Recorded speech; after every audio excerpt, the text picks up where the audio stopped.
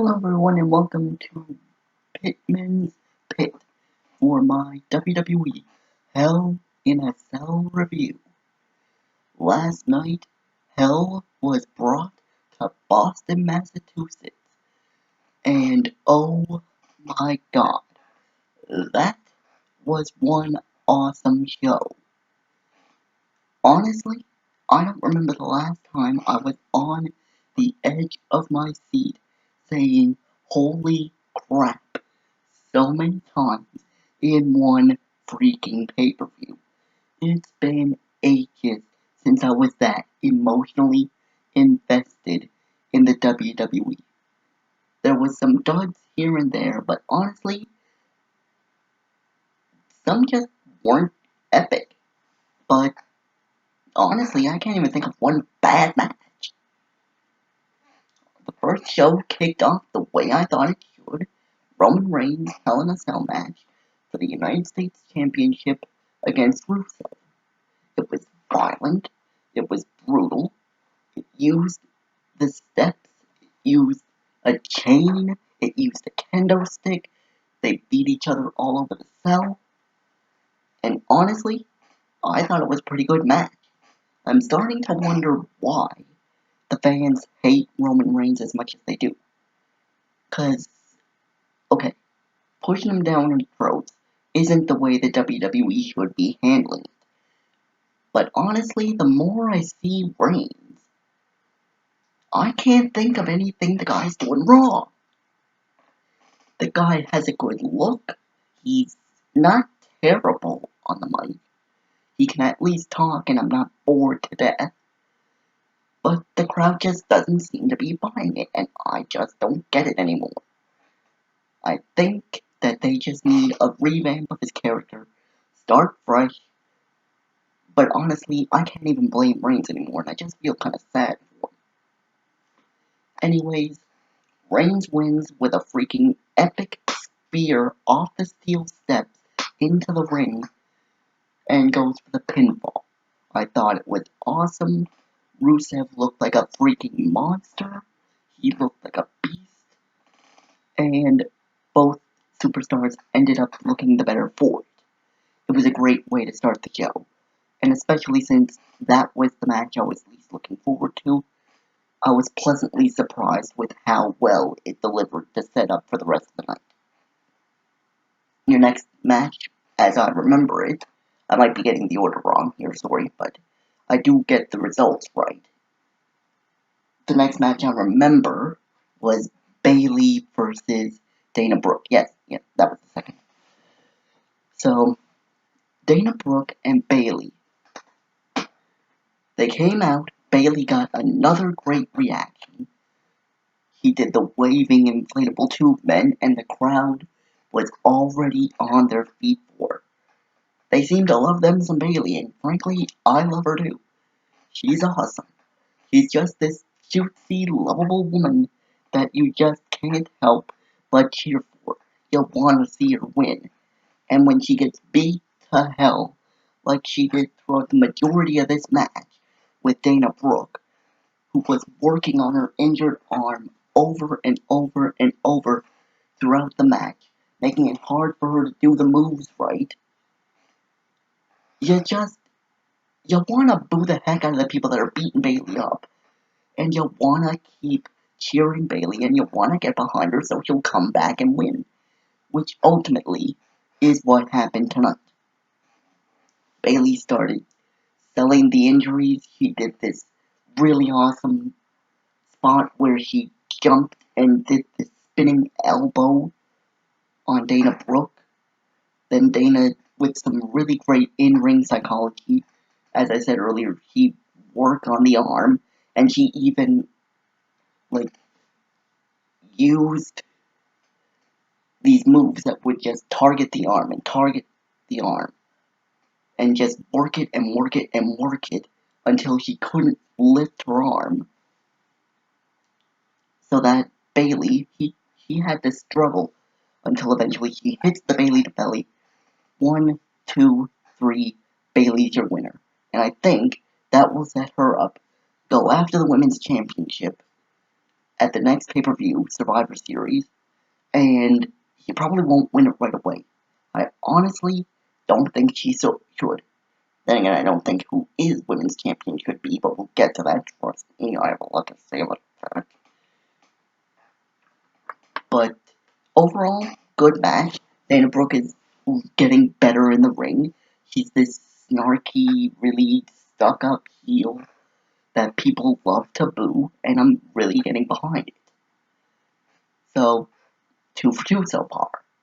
2 really good matches to start up the night.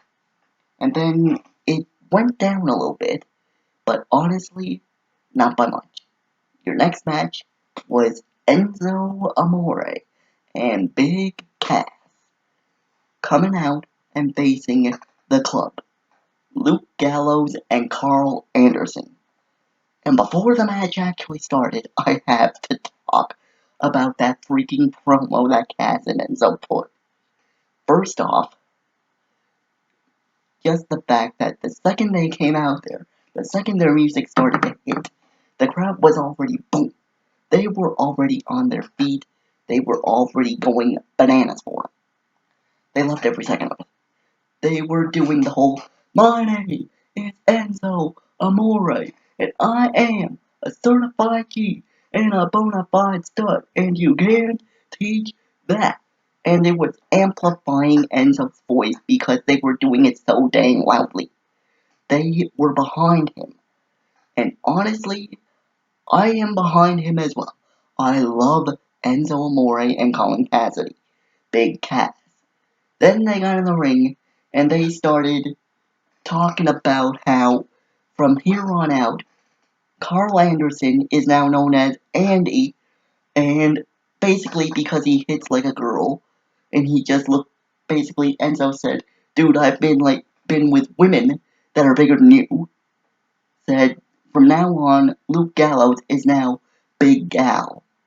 Which, that made the crowd laugh, made me chuckle a little bit, I'll be honest with you. And then, then what happened was, Colin Cassidy, Big Cass, he said something along the lines of, basically, he's gonna go upside, both their heads, like he's Big Papi, Ortiz from the, Boston Red Sox. And I didn't really get the reference much, because I don't really follow baseball that much, but they were in Boston, so obviously that's gonna get a pop. Then Enzo said that he's gonna have to start calling Big Cass Woody, cause like Toy Story, cause he's gonna have Andy tattooed on the bottom of his boot, cause he's gonna stomp him. And I'm like, okay, that was a decent promo. Then they did the whole SAWFT soft thing, and away they went. Then the match starts, and man, I can't believe the things that Enzo will do to his freaking body. I mean, he's there. Sorry. He's there, and he's having freaking Big Cass pick him up and chuck him into this one, chuck him into that one. Then pick him up again and, throw him over the rope onto both Anderson and Gallows. And then he's just getting up, doing some sort of chicken walk like it's nothing. And the crowd is going more and more crazy as they're doing this. But man, Anderson and Gallows, they started coming back. And honestly, I'm starting to dig what they're doing. They're brutes. They're ruffians. They aren't into this whole dancing and, shucking and jiving and being comedy acts for the crowd like so many other tag teams in WWE today are. They're not about that. They're nothing fancy. They're gonna get in the ring and they're gonna kick your ass. Honestly, I like it. They got in the ring, and when they got their opening, they started beating up and beating up and beating up Enzo Amore and a little bit of Cass. But then Cass got the tag back in, and he started firing up, and he looked like he was going to win, but then Enzo, for some reason, tags back in. I don't know why. And boom, Anderson and Gallows hit their finisher, the magic color, on Enzo Amore and get the pinfall. Anderson and Gallows win the match. It was a solid match, but honestly, I would have rather had Enzo and Cass win. Because you can say that the club needs it more, but I just want to see Enzo and Cass start building wins and building wins and building wins so that eventually they can get a tag team title shot. Because I think that if anyone should win the tag team titles off of the New Day, it should be them. Spoiler alert.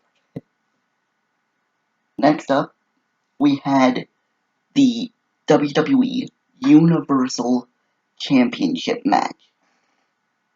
Seth Rollins taking on the Universal Champion Kevin Owens inside Hell in the Cell. When I thought this match was next, I got amped for two reasons. The first reason was, overall, I knew it was going to be an awesome match. It's Kevin freaking Owens and Seth Rollins. Those two, I don't think it's in them to possibly even fathom having a bad match. I think they're completely incapable of having a bad match at all. I think that they're just the type of people that you could put them in a match, either one of them, in there with a broom, and they could find a way to make a good match out of it. So that was reason number one. Reason number two was because I knew what match actually was going to be a main event, and I knew that was going to be a show-stealing match, and I knew that it was going to be the right way to close out the night. However, this match was freaking epic. This was one of the most violent, stiff as hell matches I've ever seen in my life. They freaking put each other through tables. They did this spot where freaking Seth Rollins picked Kevin Owens up and he freaking just powerbombed him through the ropes, through two tables, and then they just keep hammering each other and hammering each other, hammering each other. This match was stiff as hell. Like, every 2 minutes something would happen, and I'd just be like, ow, damn! Every 2 minutes, something that would make me say that would happen. Then, Kevin Owens would start doing moves that would work on Seth Rollins' injured back, but he didn't really sell him a lot. That was the one gripe I had with this match, was that after that powerbomb on the apron from Monday Night Raw, Seth didn't really do a lot of selling that match. He didn't do a lot of selling the fact that that injury happened. He just, I'll put some tape on my back so it kind of looks like it's injured, so it's kind of like a target. But I'm not actually going to sell it. I was a little disappointed in that, to be honest with you. But overall, that didn't take away from this match. Then, later in the match, Chris Jericho comes out, and he starts trying to help Kevin Owens beat Seth Rollins up. They used a freaking fire extinguisher at one point. Then, Jericho pulls the ref out of the ring after Seth Rollins hits a pedigree and is about to pin him. Then, just when it looks like Seth Rollins is gonna win, Chris Jericho gets in the ring again and starts running interference. So, as soon as Seth Rollins takes him out, Kevin Owens turns around, boom, pop a powerbomb, and 1, 2, 3, with assistance, Kevin Owens is still your Universal Champion. This was a great match. This was violent. This was spine-tingling suspense. This was everything that you need a Hell in a Cell match to be. Honestly, my hats are off to both those competitors. I'm just curious, are they going to end the Hell in the rivalry between Seth Rollins and Kevin Owens here? Or are they going to keep it going? Because usually, Hell in a Cell is the end of a rivalry. But this is only like the second match these guys have had, so I don't really know. I'm just curious where they're going to go from here. But I mean, if they can keep giving me more matches like what we just saw last night, I'm all for it. You know, give me 50 of those if you want. I'm good. Next up, we had TJ Perkins versus the Brian Kendrick for the Cruiserweight Championship. That was a lot better than I thought it was going to be. I thought this was just going to be your standard throwaway match. Nobody's going to care. And, you know, nothing really changes afterwards. I don't know how much storyline progression we got here. However, we did get some good work out of both these men. They were flipping and kicking, and they were doing all sorts of insane stuff. At one point, it looked like TJ Perkins was going to get the knee bar submission, but Brian Kendrick flipped around and grabbed the other side of the rope, which I thought was great in-ring psychology. And then Brian Kendrick, that tape that TJ Perkins wears around his wrist, he used that and taped it around the freaking rope and hung him there and just started beating him up. Like, I've never seen that before. Or at least, it's been a long time since I have. Like, just using the guy's own attire, his own ring wear, and then just using that to freaking trap him so you can beat the absolute living hell out of him. That is the smartest thing I've seen a heel do in ages. But ultimately, it came down to Brian Kendrick was trying to do his finisher, the sliced bread number 2. I don't know why he calls it that. Maybe because he thinks he's the best thing going since sliced bread? I don't know. I think that's supposed to be the joke. But he tried to use that move, but when he did the backflip part of it, he landed and he looked like he had hurt his leg.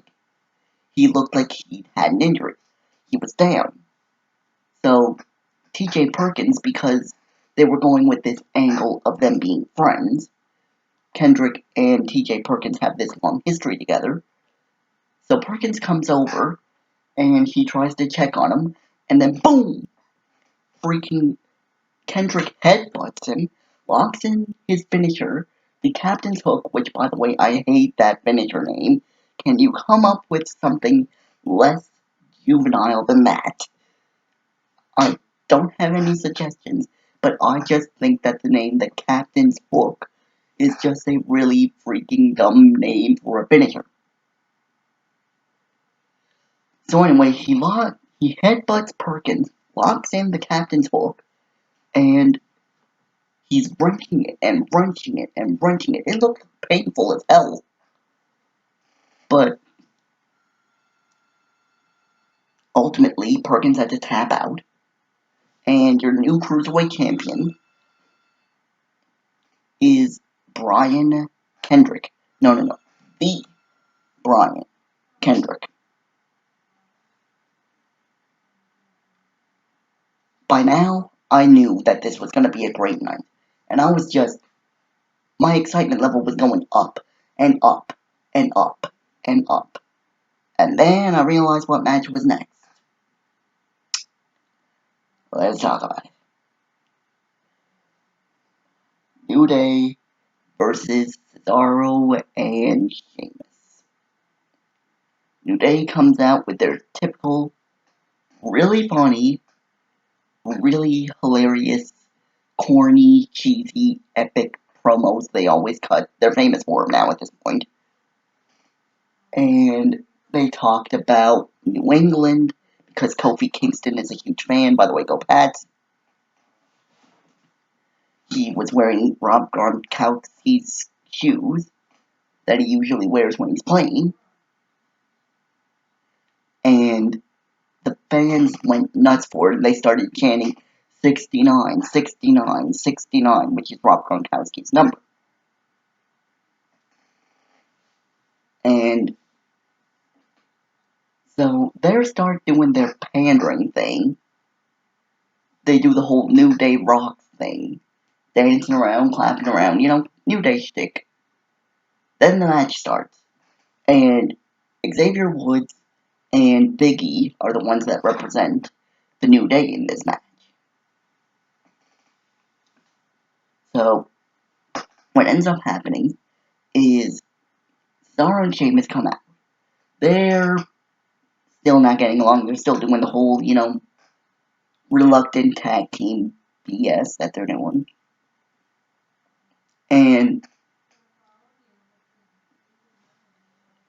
But they're actually taking it to the New Day. They're actually gelling together. And they're actually looking kind of cool. I can't believe I just said that. But, I don't know. Maybe they're growing on me. I don't know. I still don't like that I'm starting to like this BS. I still don't like that I'm starting to enjoy it. Because Sheamus does not belong in this situation where he could be dragging Cesaro down. Cesaro needs to be on his own in the main event, going for the World Championship or the Universal Championship. At this point, either one. I don't care. So ultimately, what needs to happen is they need to break this tag team up, and they need to send Cesaro on his way to the world title. But I don't see that happening anytime soon because Vince just doesn't see him as a big star. I'm starting to wonder if anybody in management in WWE does. It's starting to tick me the hell off, I'll be honest with you. But anyway, it was still a pretty decent match. I mean, they looked like they were gonna win. Cesaro and Sheamus, they're gelling together, but New Day starts firing up and fighting back. At one point, we get to the finish, and Cesaro has the sharpshooter locked in, and Xavier Woods is looking like he's gonna tap out. But Sheamus gets hit with a trombone. No, wait. He hits he hit Big E with a trombone, sorry. And then Kofi hits Trouble in Paradise, his flipping kick on Cesaro. No, on Sheamus. Sorry. Brain fart for a second. So anyway, he hits Trouble in Paradise on Sheamus. And that draws a disqualification. Cesaro and Sheamus are your winners by disqualification.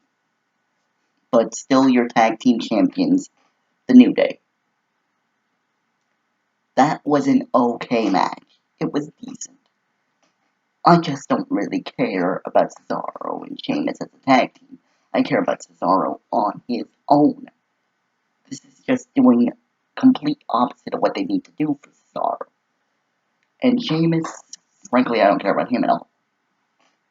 But it was a filler match to get the New Day closer to December, where they'd break Demolition's record. Frankly, I'm just hoping for December to hurry up already so that we can get the titles off them.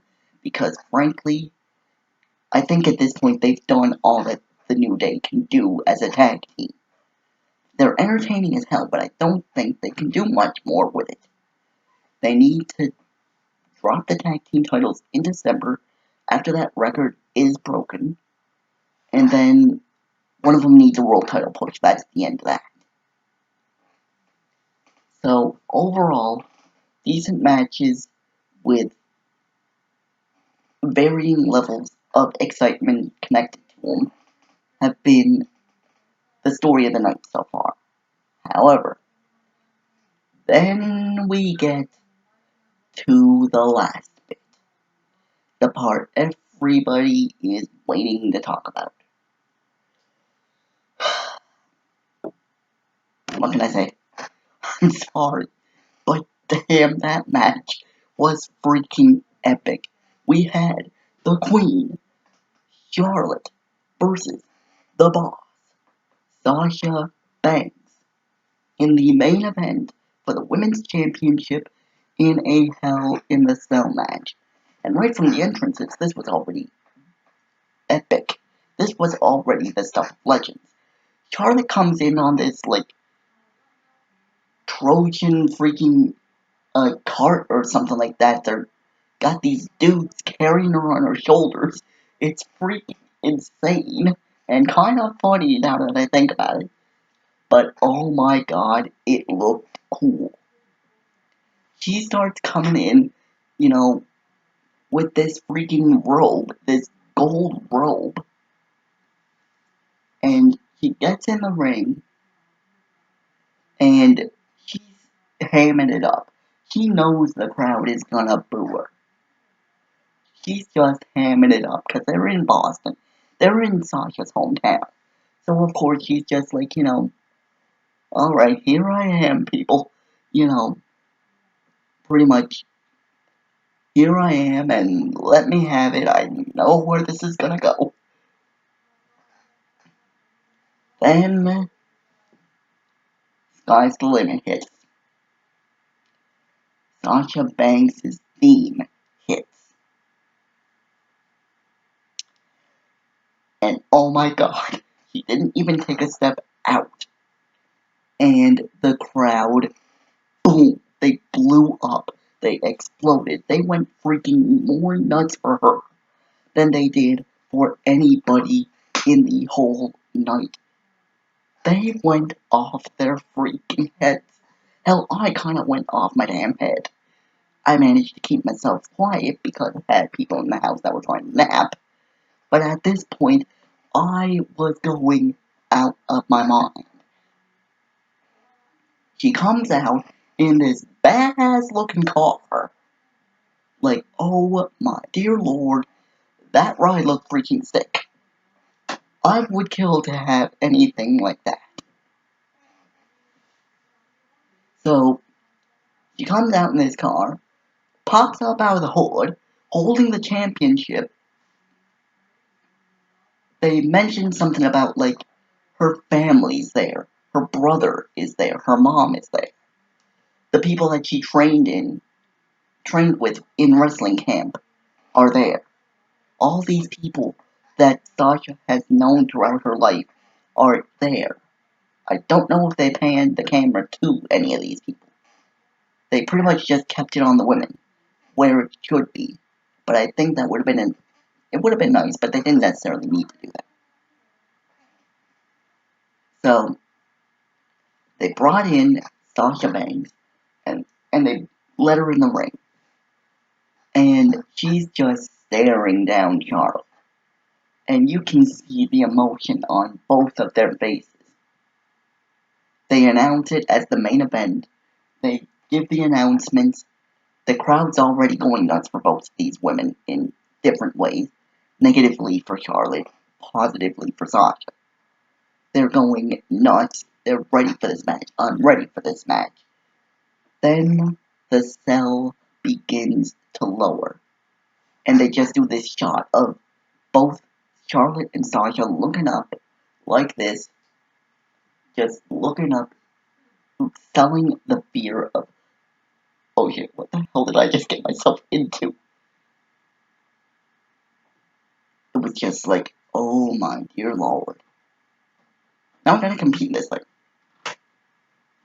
And it actually kind of sunk, I wasn't even in the match, and it sunk in for me like, oh my god, now these girls gotta actually do this. What have us fans actually gotten them into by requesting this match happen? Because a lot of us have been begging for the women to get this type of a spotlight. But I was just thinking, what did we really get them into right now? History. That's what we got them into.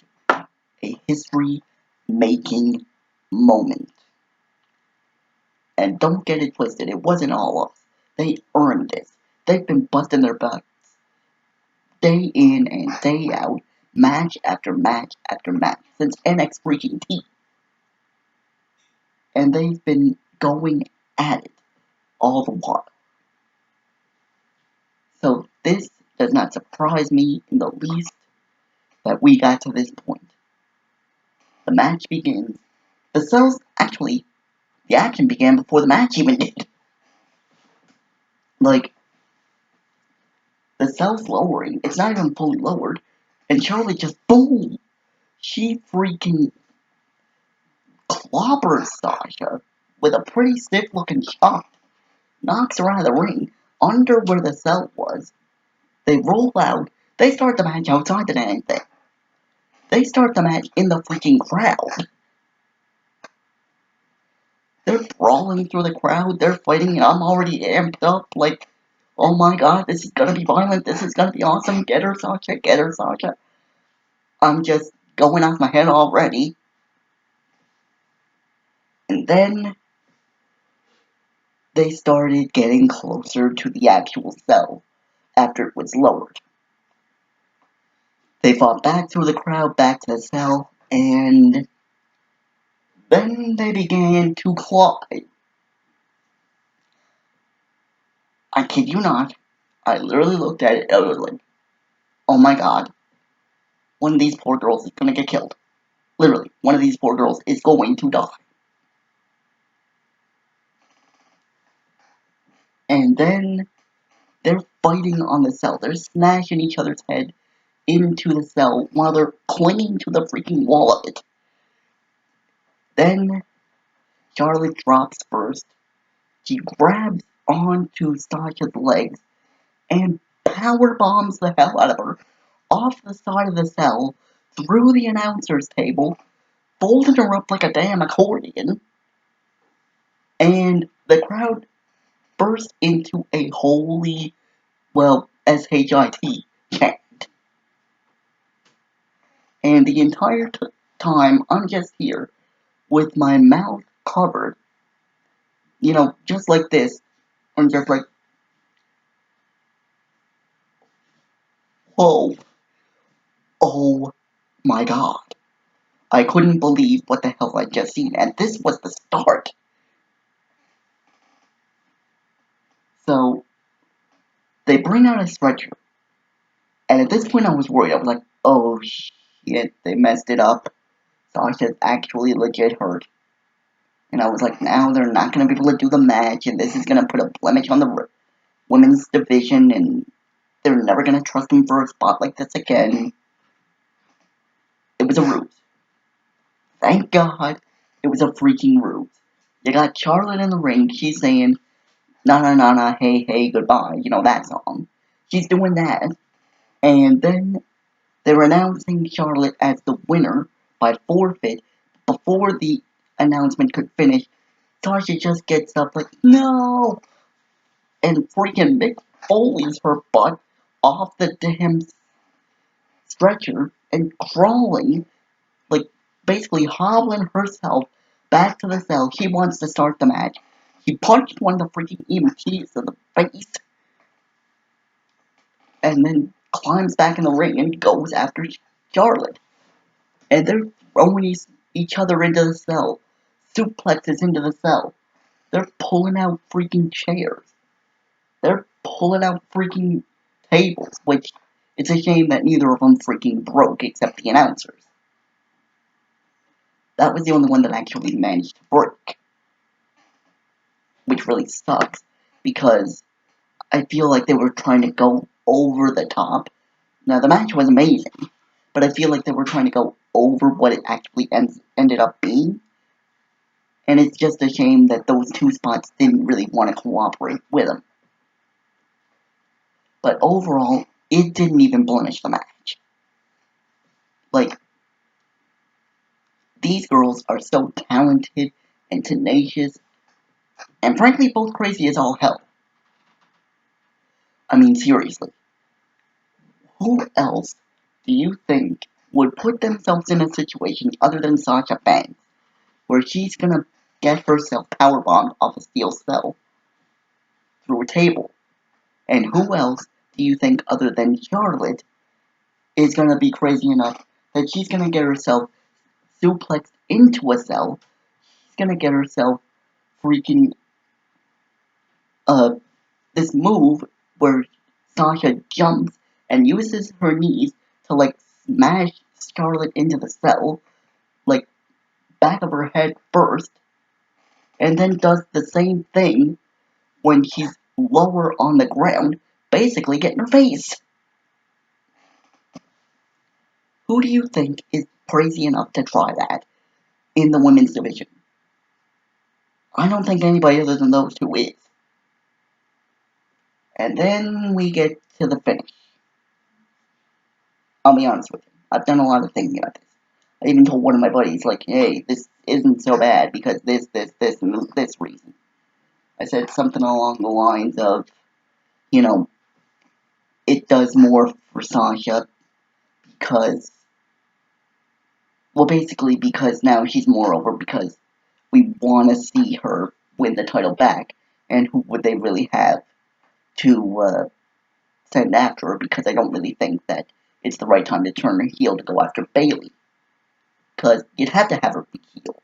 Because I don't think splitting the crowd is the best for either character in that situation. One of them has to be the bad guy. And because of how lovable Bayley is, it's going to have to be Sasha. But now's not the right time to have Sasha be the bad guy. It's just not the right time for that. But overall, as much as I think that maybe I had a point when I said that, I'm calling BS on all of it. I hated this. Oh my dear God, I hated this.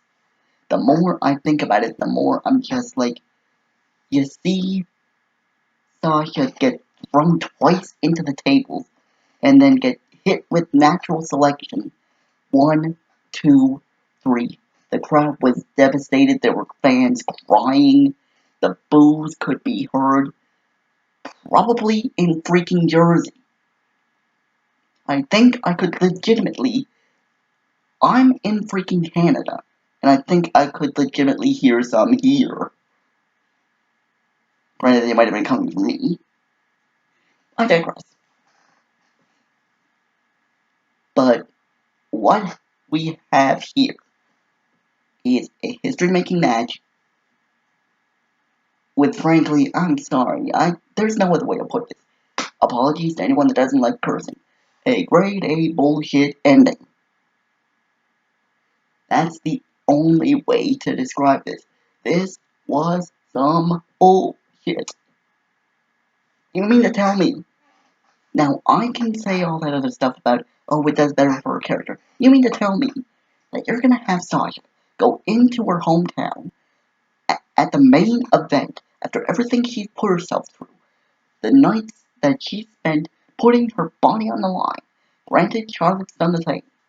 But you mean to tell me that you're gonna have her compete in front of her family, in front of her friends, in front of every freaking buddy she's ever known, in her hometown, in the main event, in one of the biggest matches, the biggest match in the history of women's professional wrestling? A match that will be talked about regardless of the outcome for years to come. And you mean to tell me you're gonna have that capped off with her laying on her back, getting pinned and losing her championship?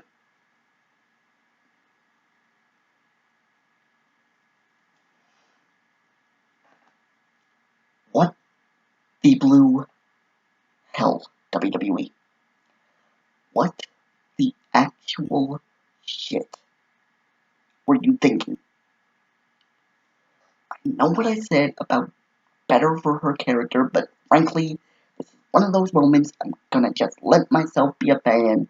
I'm a big fan of the boss, and I am pissed right now that she did not walk out and retain her championship. This should have been her night. Honestly, this should have been the night that you solidify her as one of the biggest names in WWE today. You can't do that if she doesn't eventually learn how to keep her championship like she did in NXT. You don't know what you're doing, WWE. I don't trust you with this. Sure, they're probably going to send Bayley after Charlotte, and those are going to be good matches. But what the hell's going to happen to Charlotte? Happen to freaking Sasha right now? What are they going to do with her? What, send Dana Brooke after her? Already done that. Send freaking, I don't know, Nia Jax. She's not ready for that. Nia Jax not ready for that kind of thing. What are you going to do with the boss right now? If you keep flip-flopping with her, she wins, she loses, she wins, she loses, she wins, she loses. You keep doing that, eventually the crowd's going to stop getting behind her because they're going to realize getting behind her isn't going to do jack.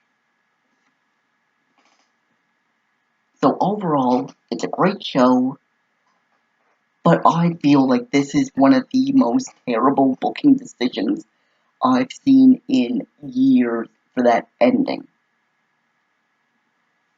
WWE, I really freaking hope you got a plan B for this, because plan A is not gonna work.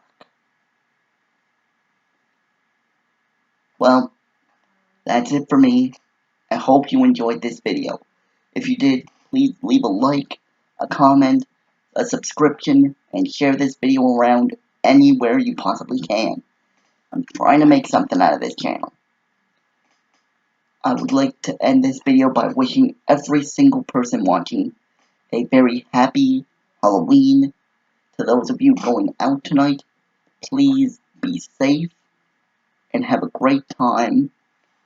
And until then, until tomorrow night, for my Monday night review of Monday Night Raw, it's so long for now from the pit.